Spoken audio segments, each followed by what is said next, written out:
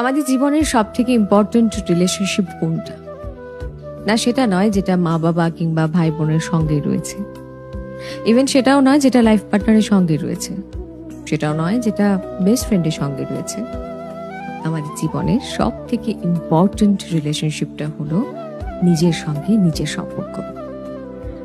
তুমি যদি নিজেই নিজেকে সম্মান করতে না পারো, নিজের ভুলগুলোকে একসেপ্ট করতে না পারো, নিজেকে বিশ্বাস করতে না পারো, নিজেকে ভালোবাসতে না পারো, তাহলে এই সমস্ত বিষয়গুলো তুমি বাইরের সম্পর্কগুলোতে খুঁজবে।